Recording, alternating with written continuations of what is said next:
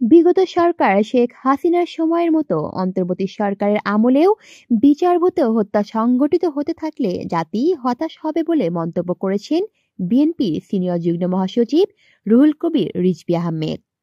শনিবার সকালে নয়াপল্টনে বাংলাদেশের কেন্দ্রীয় আহ্বায়ক কমিটির পরিচিতি সভায় কুমিল্লায় সম্প্রতি যুবদল কর্মীর হত্যার প্রসঙ্গে এমন মন্তব্য করেন তিনি।